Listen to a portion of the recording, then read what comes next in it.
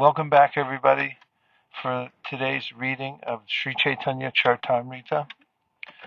We are continuing in the section of Lord Chaitanya Mahaprabhu's instructions to Srila Sanatana Goswami. We left off yesterday at Madhya Lila, chapter 22.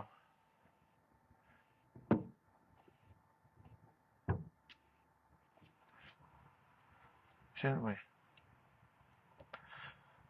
And we were at the verse Daivihi Gunamayi. Madhya 22.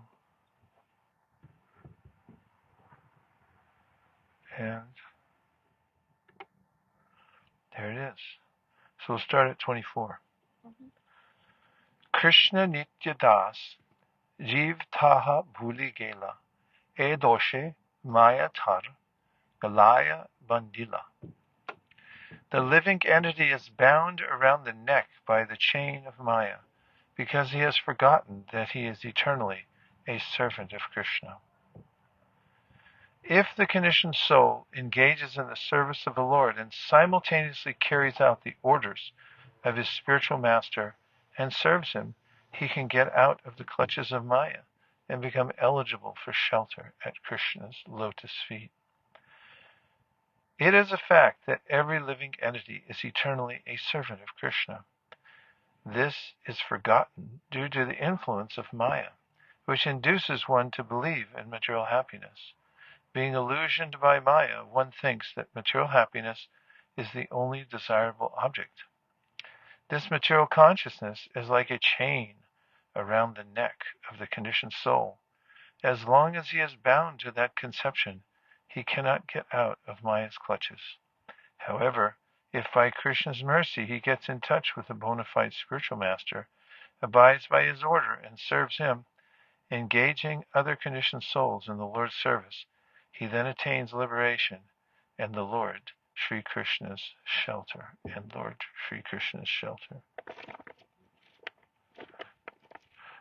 Did you like the poetry of that? The analogy?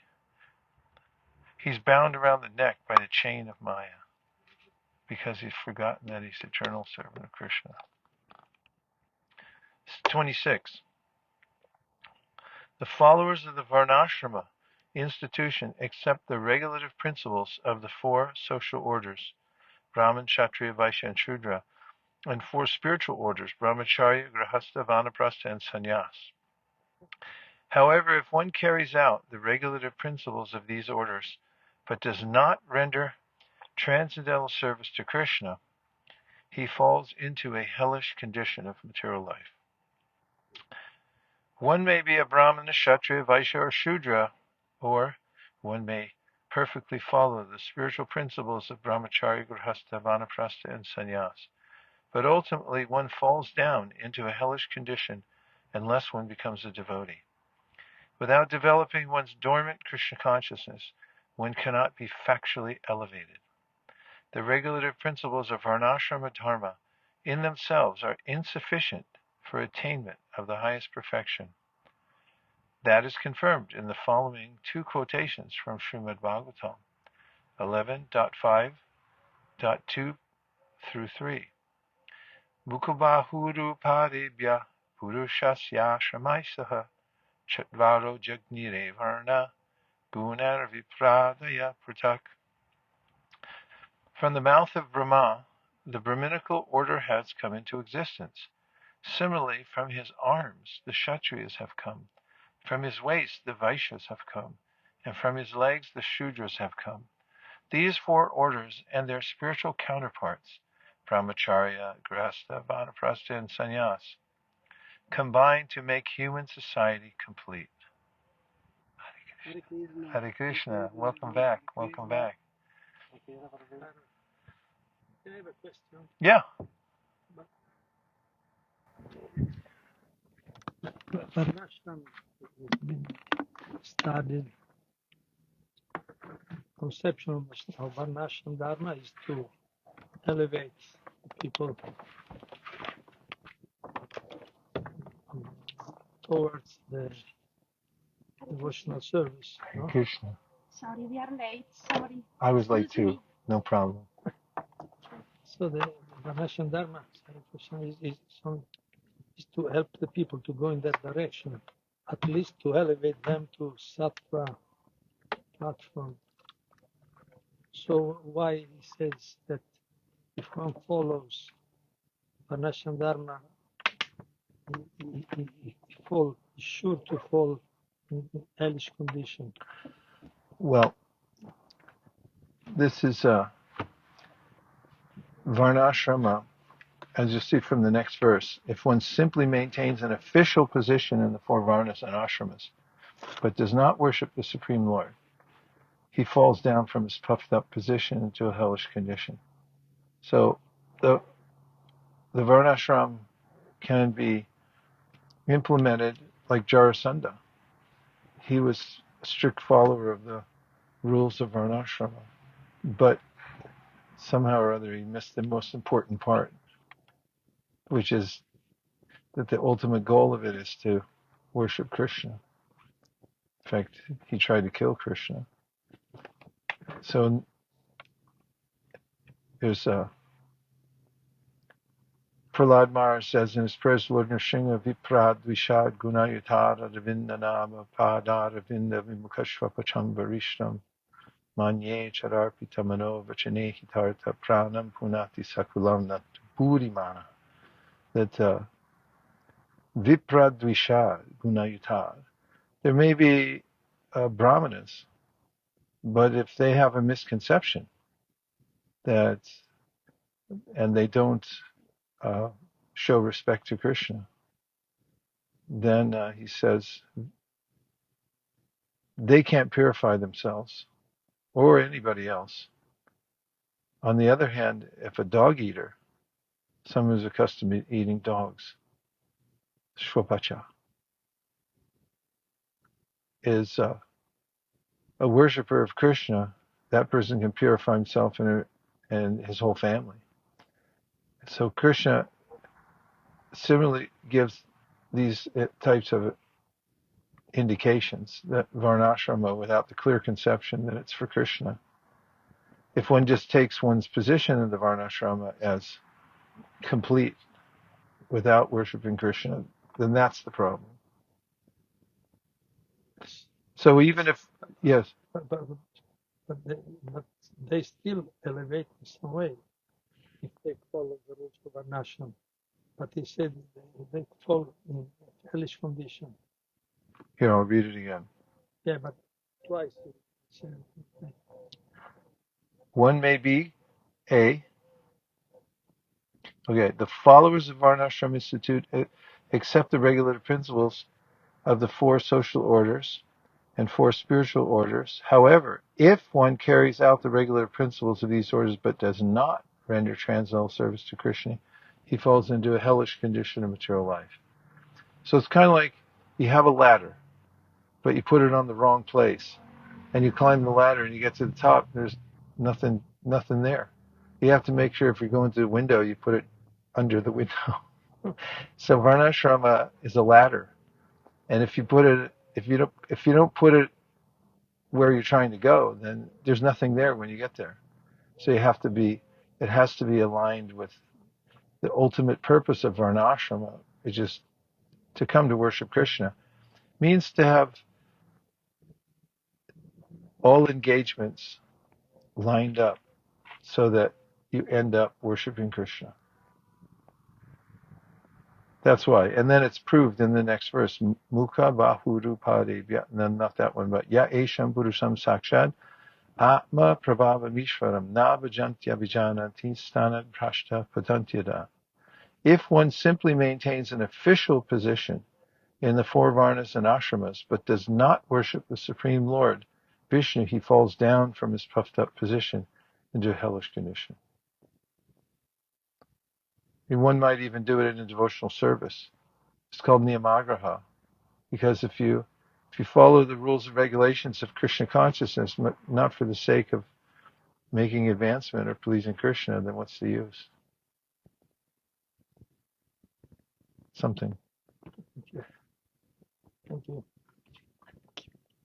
Next, 29.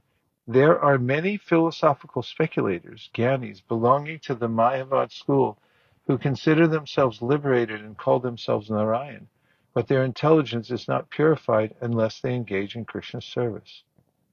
Next is a famous verse from the Bhagavatam. Yene ravindakshava-muktamaninas toyastabhava ravashuddha buddhaya aruya krishrena parampadam tata patantyado nadrita yushmarangaya.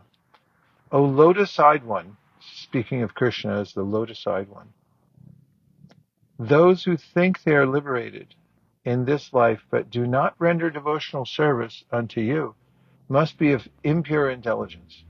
Although they accept severe austerities and penances and rise to the spiritual platform to impersonal Brahman realization, they fall down again because they neglect to worship your lotus feet. Bhagavatam 10.2.32. Krishna Surya Sama, this is the next verse, 31. Krishna Surya Sama Maya Haya Andakar. Jahan Krishna Tahan Nahi Maya Adhikar. Krishna is compared to sunshine and Maya is compared to darkness. Wherever there is sunshine, there cannot be darkness. As soon as one takes to Krishna consciousness, the darkness of illusion, the influence of the external energy, will immediately vanish. These are all famous verses. In Srimad Bhagavatam 2.9.34, it is stated, Ratertam yat pratiyeta na pratiyeta chatmani tad vidyada manomayam yata bhaso yata tamaha. What appears to be truth without me is certainly my illusory energy. For nothing can exist without me. It is like a reflection of a real light in the shadows. For in the light there are neither shadows nor reflections. Whenever there is light, there cannot be darkness. When a living entity becomes Krishna conscious, he is immediately relieved of all lusty desires. Lusty desires and greed are associated with rajas and tamas, passion and darkness. When one becomes Krishna conscious, the modes of passion and darkness immediately vanish. And then the mode of goodness, sattva-gun, remains. When one is situated in the mode of goodness, he can make spiritual advancement and understand things clearly. This position is not possible for everyone. When a person is Krishna conscious, he continuously hears about Krishna, thinks about him, worships him, and serves him as a devotee. If he remains in Krishna consciousness in this way, the darkness of Maya certainly will not be able to touch him. Prabhupada used to give this example of getting on an airplane and flying east, and you just keep going, it's always daytime. So the same way, if you just keep hearing and chanting, remembering Krishna, it doesn't matter where you are, you'll be in the light of Krishna consciousness. Sorry to our listeners who have to endure drinking water. Okay, we're at text number 32. This word, vilajjamanaya, being ashamed. Vilajjamanaya yasya shatum iksha pate muwa. Vimohita vikantante mamaham iti durdiya. The external illusory energy of Krishna, known as Maya, is always ashamed to stand in front of Krishna, just as darkness is ashamed to remain before the sunshine. However, that Maya bewilders unfortunate people who have no intelligence. Thus, they simply boast that this material world is theirs and that they are its enjoyers. Purport. The entire world is bewildered because people are thinking, this is my land. America is mine. India is mine. Not knowing the real value of life, people think that the material body and the land where it is produced are all in all. This is the basic principle behind nationalism, socialism, and communism. Such thinking, which simply bewilders the living being, is nothing but rascalism. It is due to the darkness of Maya, but as soon as one becomes Krishna conscious, he is immediately relieved from such misconceptions. This verse is quoted from Srimad Bhagavatam 2.5.13. There is also another appropriate verse in Srimad Bhagavatam at 2.7.47. Shashvat prashantam abhayam pratibodhi Shashvat prashantam abhayam pratibodha matram Shudham samam sad asata pramata tattvam paramatma tattvam Shabdo na yatra purukarya van Shabdo na yatra purukara kavan Kriyarto Maya Parayait Yavimuke Shabil Bilajamana Tadvaipadam Bhagavata Paramasya Pumso Brahmeti Yad Vidur Ajastra Sukham Vishokam. What is realized as the absolute Brahman is full of unlimited bliss without grief. That is certainly the ultimate phase of the Supreme Enjoyer, the personality of Godhead. He is eternally devoid of all disturbances, fearless, completely conscious as opposed to matter, uncontaminated and without distinctions. He is the principal, primeval cause of all causes and effects, in whom there is no sacrifice for fruitive activities, and in whom the illusory energy does not stand. This verse was spoken by Lord Brahma when he was questioned by the great sage Narada. Narada was surprised to see the creator of the universe meditating, for this indicated there might be someone greater than Brahma. While answering the great sage Narada, Lord Brahma described the position of Maya and the bewildered living entities. This verse was spoken in that connection.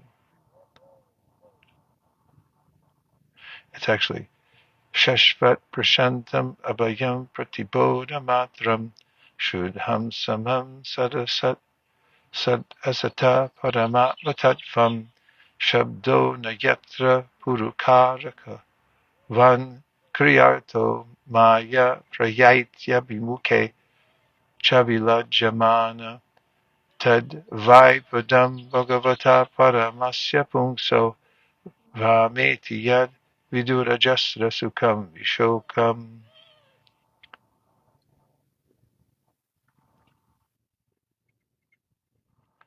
Krishna tomar hai jadi bale ekabhar Maya banda hoite Krishna tare kare para. One is immediately freed from the clutches of Maya if he seriously and sincerely says, "My dear Lord Krishna," everyone please repeat, "although I have forgotten you for so many long years in the material world, today I am surrendering unto you. I am your sincere and serious student. Please engage me in your service." And then comes the next verse from Lord Rama. Sakradeva prapanno yas tabasmiti chayachite abhayam sarvadatasmai tadam ye tat pratam mama. It is my vow that if one only once seriously surrenders unto me, saying, "My dear Lord, from this day I am yours," and prays to me for courage, I shall immediately award courage to that person, and he will always remain safe from that time on. I was thinking at Sunday program, it'd be nice to have a little basket, and in it we have cards, and each one of them we select some prayer like this, and people can come over to the table, the prayer table, and they pick one out, and then they can make that their prayer for the day. What do you think?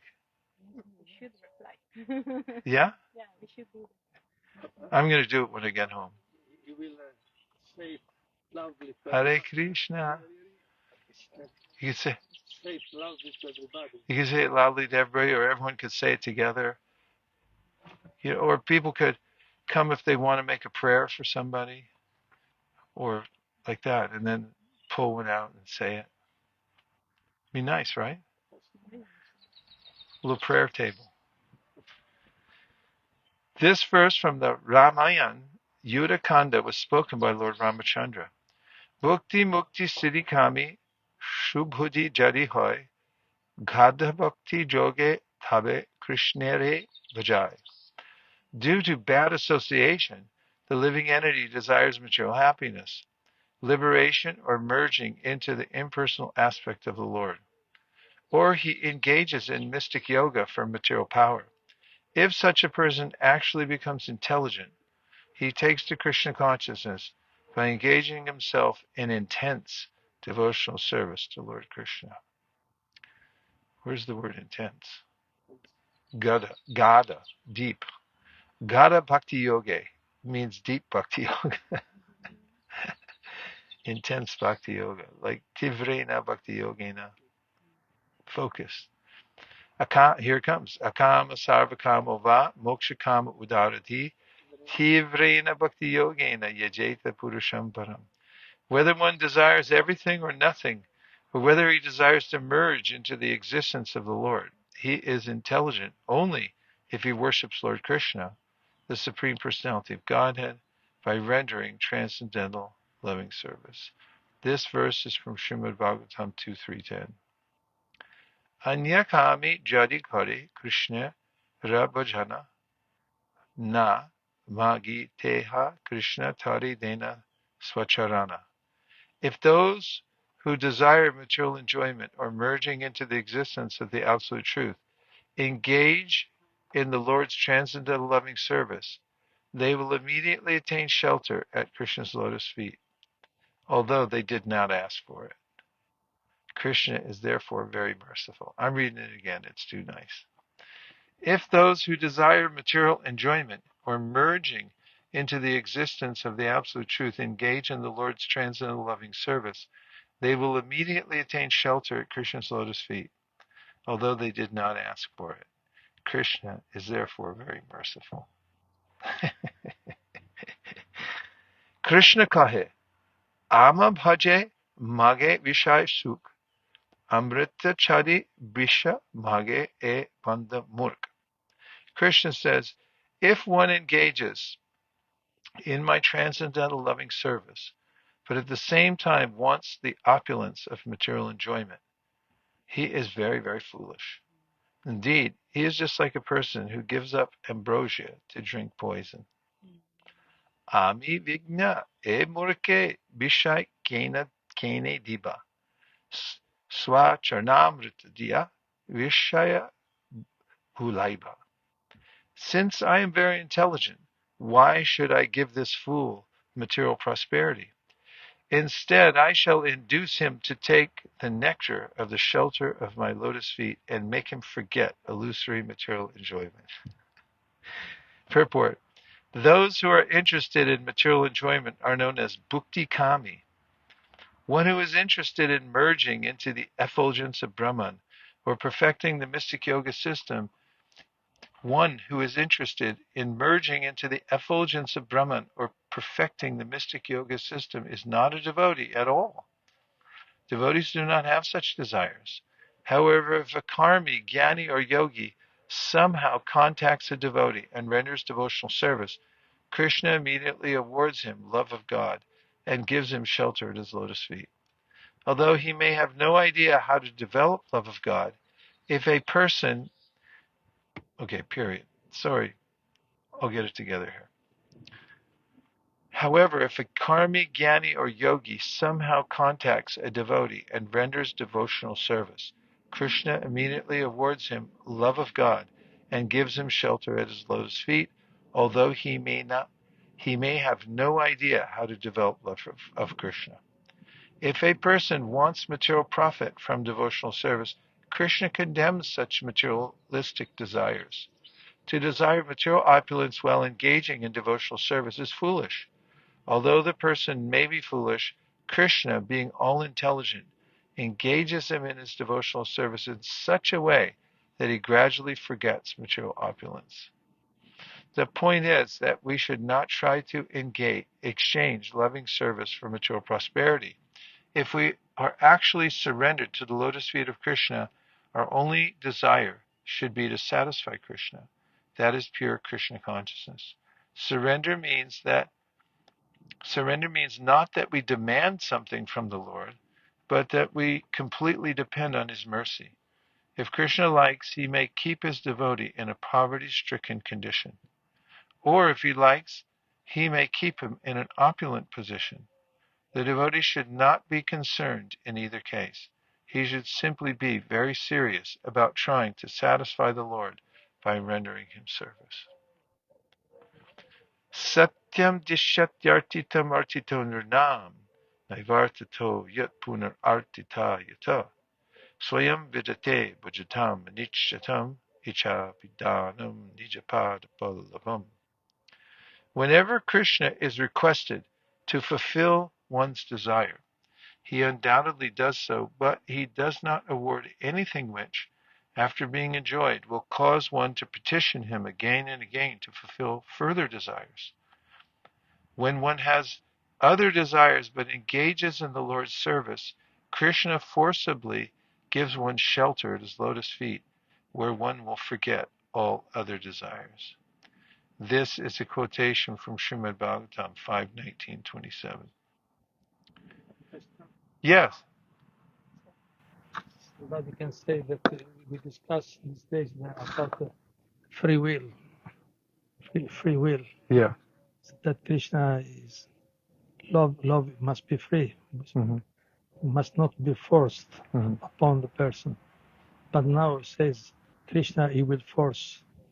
It's not exactly forcing. Somebody can say. I can understand. They could say, but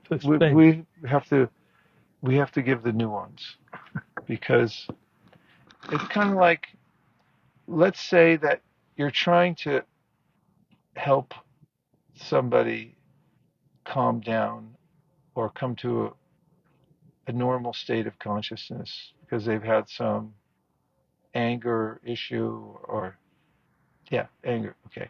And then as you're talking to them and they're resisting, but then at a certain point you see a break in it and they're starting to come to your point of view. Like, okay, I agree with you. But then again, they take back the burden of the anger. You'll see that during their right state of mind, when they came out of the anger, they gave you some permission to pull them along. In legal terms, people, when they're in their right state of consciousness, they often sign a paper. If they're going to bequeath some wealth to somebody, they'll sign a paper that said, I, Scott Rogers, in a sound state of consciousness, hereby donate this to my cousin, whatever.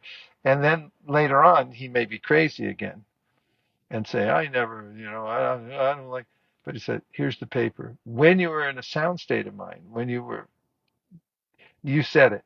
So in these cases, the satyam dishiti artiton rinam is saying that the person's already a devotee, but they're asking for crazy stuff. And Krishna goes, okay, yeah, you can have it, but I'll just make sure like you don't want it anymore. And you take one step towards Krishna, he takes many more towards you.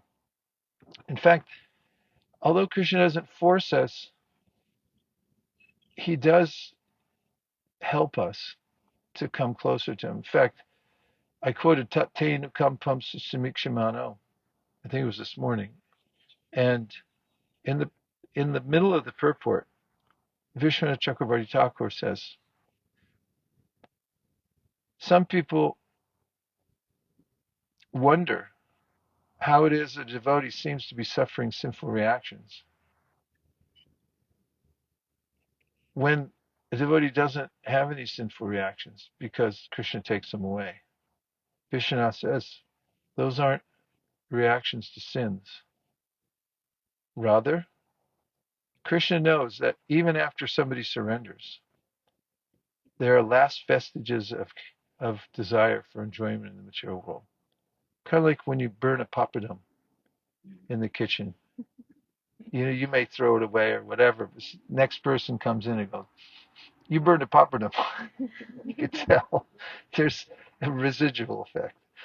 And so he, Vishnu Chakravarti Thakur says, so it's not karma that the devotee gets. It's customized circumstances of suffering in the material world just for that devotee. Because Krishna knows what the last vestige of attachment is. And he gives circumstances so the devotee will say, okay, I give up the last vestige. But the devotee's already given some consent. And you could also argue that the whole material world is an impetus to go back to Godhead because of the miseries, the threefold miseries. Krishna does admit in the Bhagavatamrita, when he meets Gopakumar, he says, I made special arrangements for you. Although I'm neutral with everybody, I made you take birth in Govardhan. And I came personally, that spiritual master that you met, that was me. I came personally because I've been waiting too long. So there are ways that Krishna tries to bring us back to Godhead. And especially when we take a step towards him, then he takes license to pull us further. I love this whole section. There's a story I heard from His Holiness Girirāja Mahārāja about how in Bombay, Mumbai, when he was the temple president, there was a young man who was helping with the translation for the Marāṭhī Gītā. And he would come to see Prabhupada regularly to check the translation and ask him questions, philosophical questions. So I don't know if Prabhupada spoke Marathi. But his father would come with him because his father wanted to get some darshan with Prabhupada. And the father had a habit of smoking, and he was ashamed of it. So Prabhupada knew that. And after a few times visiting and knowing that the man was ashamed of it, well, the man asked Prabhupada, he said, and Prabhupada asked, are you still smoking? And he said, yes, very ashamed. He said, I need your special mercy to give this up. And Prabhupada said, yes, you can get Krishna's special mercy, but it means that you'll become so miserable that you'll be forced to give it up. Then he said, would you like special mercy? And the man said, no, no, no, no. I'll do it myself. I'll volunteer. So there's a little push-pull going on. You can do this, they used to say, you can do this the easy way or the hard way. If you want to do the easy way, just make up your mind. Sarva-dharmān parityajya. Like, that's it. I surrender. When someone engages in Lord Krishna's devotional service for the satisfaction of the senses, and instead acquires a taste for serving Krishna, he gives up his material desires and willingly offers himself as an eternal servant of Krishna. Translation, when he was being blessed by the Supreme Personality of Godhead, Dhruva Maharaj said, O my Lord, because I was seeking an opulent material position, I was performing severe types of penance and austerity. Now I have forgotten you, who are very difficult for the great demigods, saintly persons, and kings to attain. I was searching after a piece of glass, but instead I have found a most valuable jewel. Therefore, I am so satisfied that I do not wish to ask any benediction from you. This verse is from the Hari Bhakti Sudodaya. The famous part is Swamin Kritartosmi Varam Nayache. Swamin, O my Lord, Krita Arta Asmi, I am fully satisfied. Varam, any benediction, Nayache, I do not ask. The conditioned souls are wandering throughout the different planets of the universe, entering various species of life. By good fortune, one of these souls may somehow or other be delivered from the ocean of nations, just as one of the many big logs in a flowing river may by chance reach the bank. Purport. There are unlimited conditioned souls who are bereft of Lord Krishna's service. Not knowing how to cross the ocean of nations, they are scattered by the waves of time and tide. However, some are fortunate to contact devotees, and by this contact they are delivered from the ocean of nations, just as a log floating down a river accidentally washes upon the bank. Because I am so fallen, I shall never get a chance to see the Supreme Personality of Godhead. This was my false apprehension. Rather, by chance, a person as fallen as I am may get to see the Supreme Personality of Godhead, although one is being carried away by the waves of the river of time, one may eventually reach the shore. I think I made references in the class. That's from Akrura, from Bhagavatam 10:38:5, spoken by Akrura, Krishna's nephew. He went to see Krishna, went to pick him up. I'll read one more and then see if there's any questions or comments. By good fortune, one becomes eligible to cross the ocean of nations. And when one's term of material existence decreases, one may get an opportunity to associate with pure devotees. By such association, one's attraction to Krishna is awakened. Srila Bhaktivinoda Thakur explains this point. Is this bhagya fortune the result of an accident or something else? In the scriptures, devotional service and pious activity are considered fortunate. Pious activities can be divided into three categories.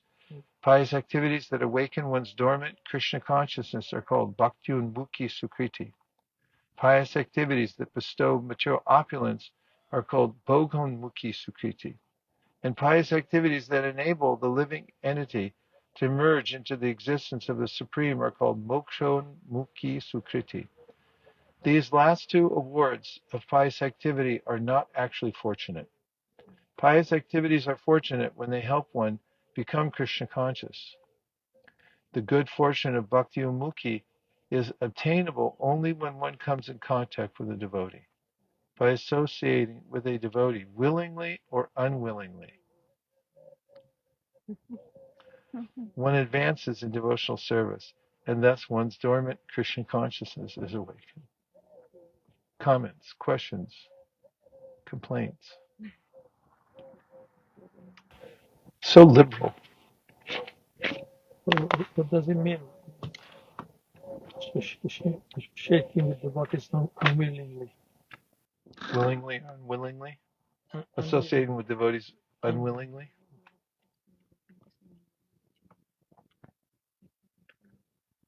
Well, let's say that devotees hold a public festival and they're chanting Harinam.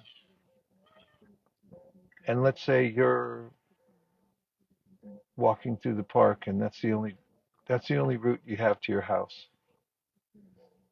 And you walk through and it wasn't that you were willingly going there.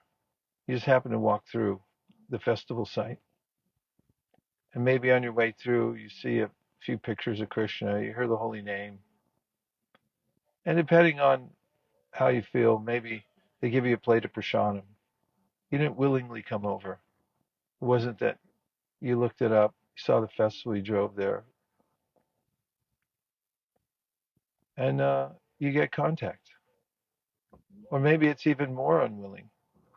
Like it says in the Nama, Rupa Goswami wrote these prayers to the holy name, Namasham, Chainamadeya Munivrindagehe Janaranjanaya Paramakshara Krite Tomarada Rada Pi Managudiritam Nikilogra Tapakuta Patalim Balumpasi. He says the holy name even if uttered by somebody who's saying it out of derision. You know derision? Like, I hate Hare Krishna. Like, get out of here, Hare Krishnas. Yeah. He said the holy name takes away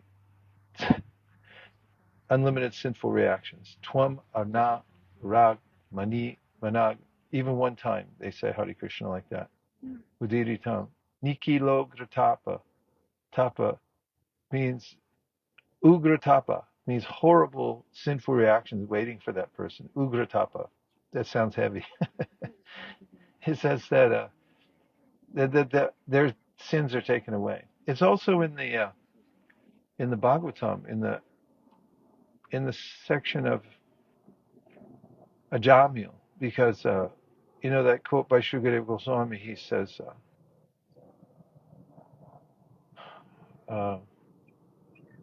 he gives the different forms of chanting in different moods. Stovam Helanam Evava. What's the first line? Stova means musical entertainment.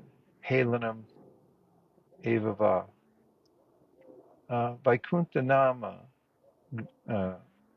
Grahana. So he talks about how someone may chant Hare Krishna because of their designate their it has to do with something else, an assignment. For instance, maybe Krishna motorcycle shop. So you say, "Oh, I'm going to the Krishna motorcycle shop." Wasn't willingly saying Krishna, but just said it because he.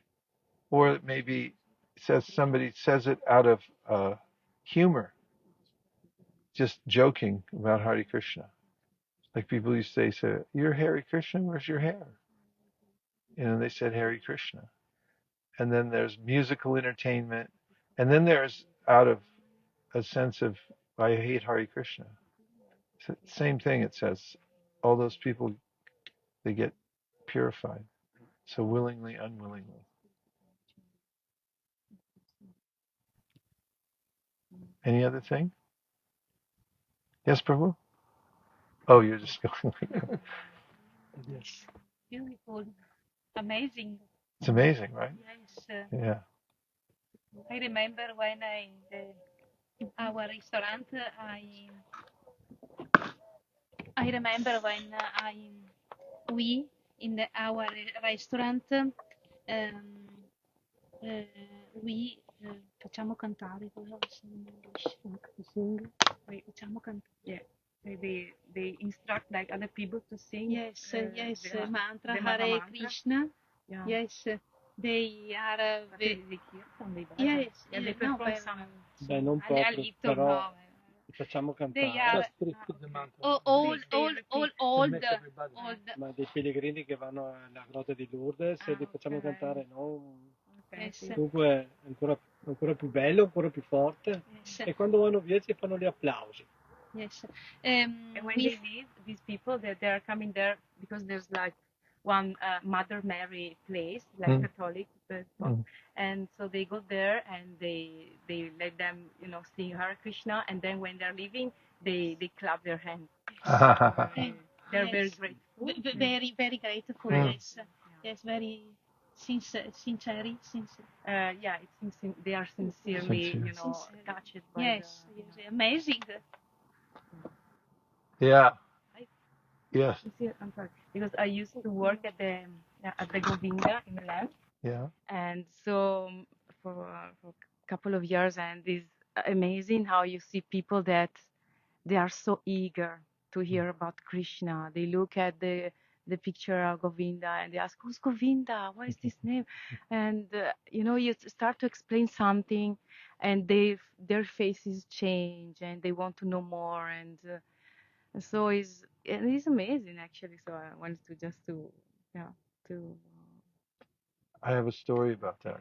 Yeah. My wife and I went to North Carolina for the first time to a community there that was interested in getting book distribution going.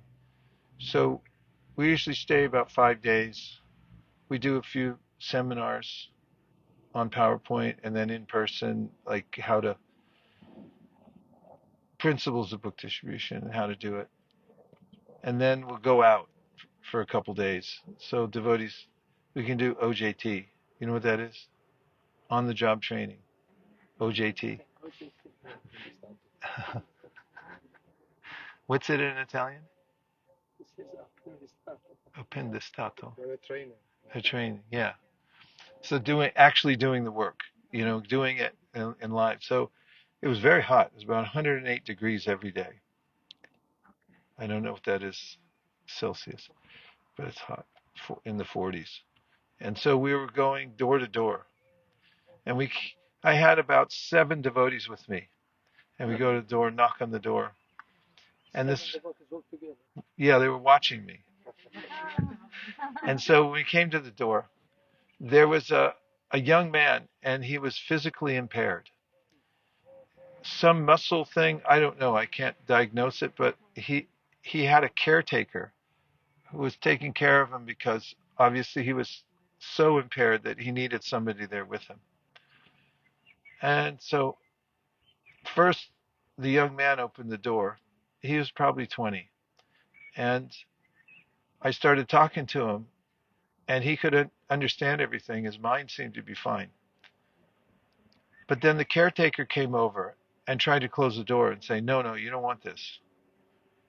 And he struggled with her. And he said he could barely talk. It was hard for him to speak because of the muscular disease he had. And, he fought for it. So she let him do it. And then I told him that if you want, you can give a donation, because when you give something in return, it'll give you spiritual strength to read the book. Then the caretaker really got upset and like, no. And then a whole fight went on with them. And finally came out with $5 or whatever it was and gave it for the book. And they said, one more thing. And I said, you believe in the power of prayer? And he said, yeah. And I said, I'll teach you this mantra, special prayer. You can sing it. You can say it after me. That's when it really got intense, because she said, that's enough. She started trying to close the door, but he wouldn't let her. And then finally she gave up. But then he had to repeat, and it was very difficult for him to speak. So I say the mantra 2 words at a time, Hare Krishna. And if I try to imitate, it's something like, Hare Krishna. So slowly we went through the whole mantra. And when the door closed finally, and I turned around, and several of the devotees had tears streaming down their eyes. And I said, how are you feeling? What are you thinking? And one of them said, and everybody else nodded in agreement, said, he has more desire than me. I wish I had that kind of desire to chant Hare Krishna. One of them said, I fall asleep when I'm chanting. It was his life to chant. And so when you teach it like you're doing, you teach other people, then you see firsthand the power of the mantra. You experience it. That's why it's so important to go out to teach other people. Because then, like in the Vedic times, when they do fire yajna, they have to test their mantras. And one of the ways they test the mantra is they kill an animal, and then through the mantra, they bring it back to life. And then it proved that their mantras are working. In this age, we can't kill animals. But because people are spiritually already killed, we can bring them back to life with the mantra we've been given. And when we see that they're coming back to life, then we remember, if it works on them, it will work on me. So I might as well keep trying. That's why it's important to chant and preach, chant and teach the mantra. Any other thing? I'll read another mantra. Bhava pavargo brahmano yada bhavaj janasya tar yachuta sat samagama satsangamo yarhi tadaiva sat gatau varava reshe twai jayate rati. O my Lord, O infallible person, when a person wandering throughout the universes becomes eligible for liberation from material existence, he gets an opportunity to associate with devotees. When he associates with devotees, his attraction for you is awakened. You are the Supreme Personality of Godhead, the highest goal of the topmost devotees, and the Lord of the universe. So I'm going to read it again and tell me if you hear anything wrong with this verse. Okay? You already know the secret? Okay, I'll say you tell me if there's anything wrong with this verse. There's a secret to this verse. O my Lord, O infallible Supreme Person, when a person wandering throughout the universes becomes eligible for liberation from material existence, he gets an opportunity to associate with devotees. When he associates with devotees, his attraction for you is awakened. You are the Supreme Personality of God, the highest goal of the topmost devotees of the Lord of the universe. What's wrong with the verse? Apparently wrong.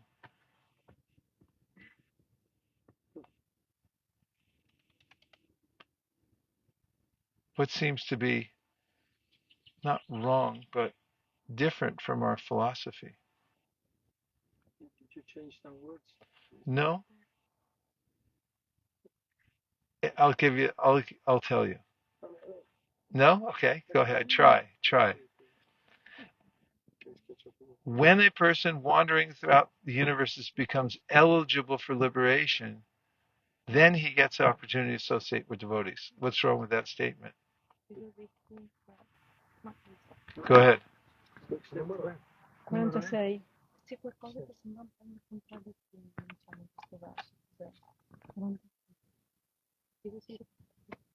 When he becomes eligible, then he gets association with devotees. It seems that once one desires to get liberation, then he has the opportunity to have association with devotees.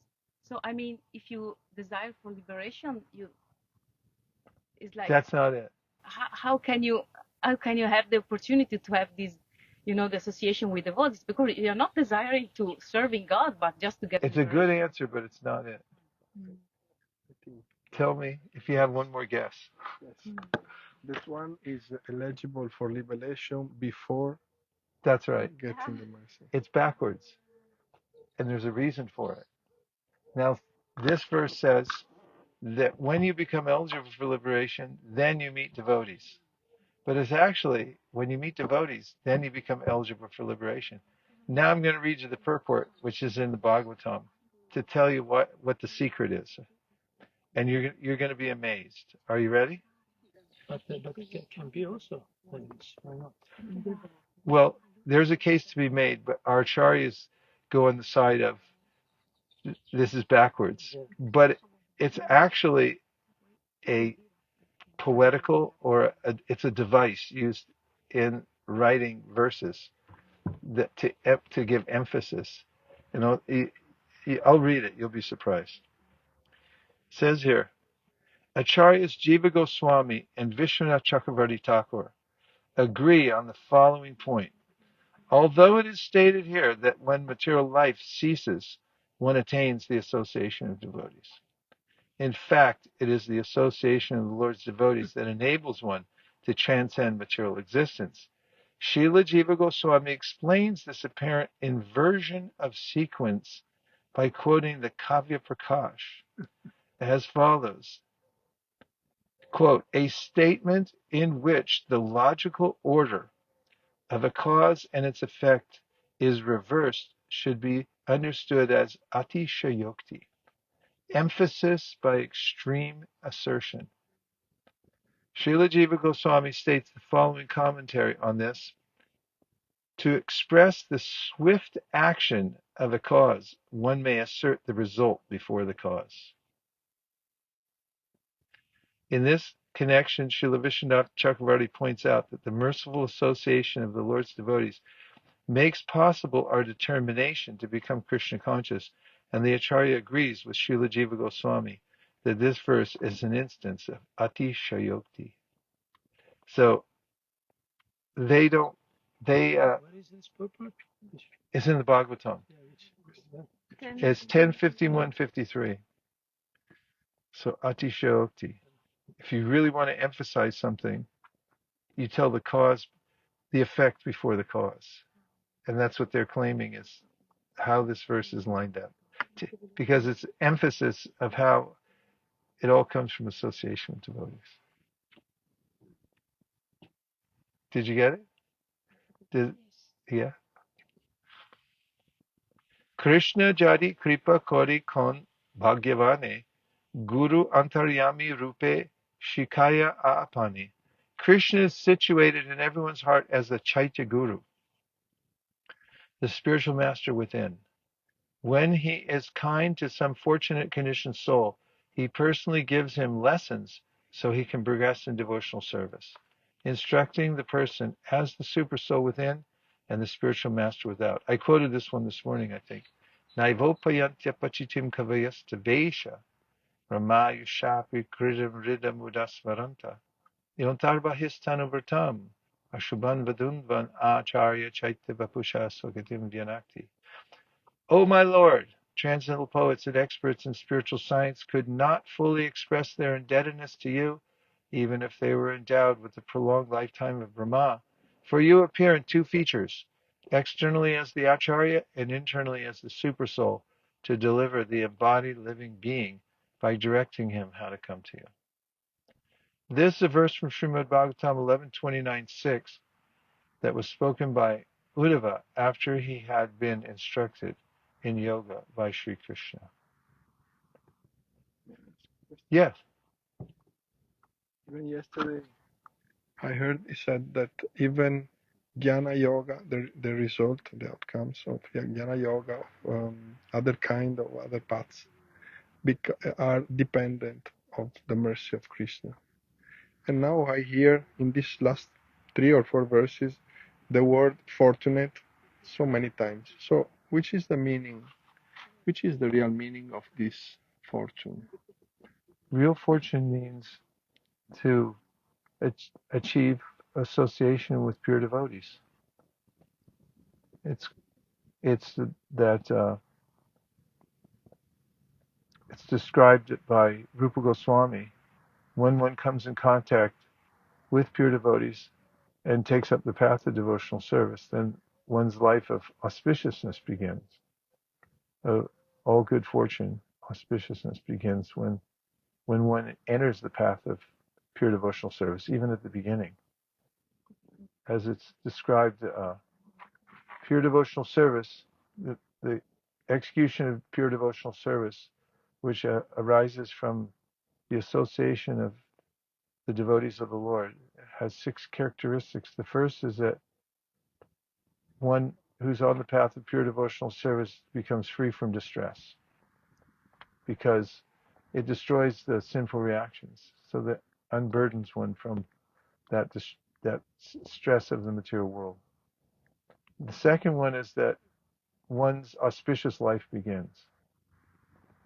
One's good fortune begins in life. Krishna said it to Brahma. Remember? And in the Bhagavatam, when Krishna instructs Brahma, he first teaches Brahma the Bhagavatam, but he teaches it in only 4 verses. Later it gets unpacked. And then after he teaches them the Chatur Shloki, means 4 verses of Bhagavatam, then he says to him, Bhadram te, good luck, Brahma. And he shook his hand. Like that. He shook his hand. It's there in the Bhagavatam. He shook Brahma's hand and he said, good luck. So, yeah, that idea of fortune means when coming in contact with devotees who give one the eyes to see pure devotional service. Like we heard earlier, Dhruva Maharaj, because he had met Narada Muni and he got the fortune. And Prahlad Maharaj says, Evam janam patitam brabhavahi kupe kamam ikam anuyam prapatam prasanga kritvatmasat surashina bhagavan vihito so ham katam nufishute tavabritya sevam. He says that I was falling into a pit full of snakes, but my spiritual master made me fortunate. He saved me from that. pit full of snakes means one material desire after another. I couldn't get out. And then my spiritual master made me fortunate. He lifted me out. So he said, how could I give up his service? I always think of how to serve my spiritual master, he says. So that's the fortune. Doesn't mean random. It's not random. It's Krishna's you mercy that comes through the devotees. I mean, it's one of the topics at the very beginning of the Madhya Kadambini that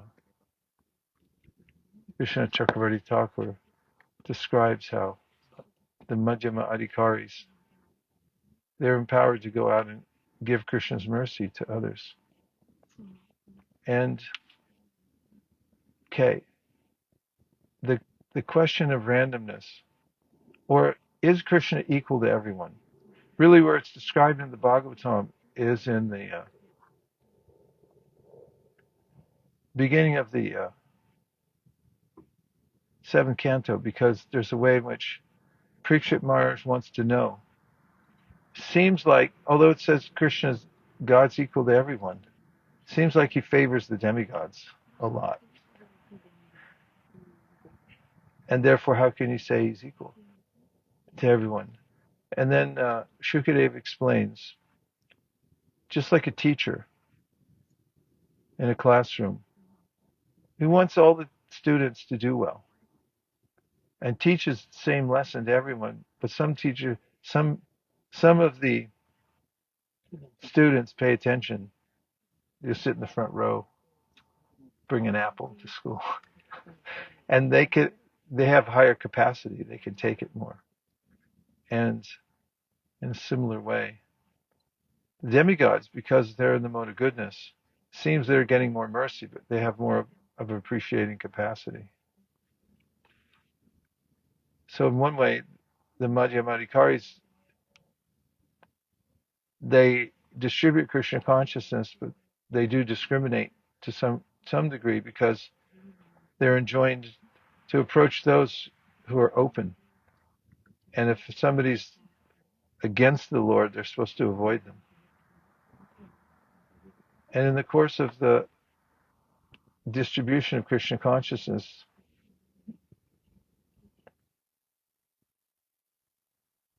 even people, as we discussed before, who are not willing to take to Krishna consciousness, they may incidentally come in contact and take up Krishna consciousness.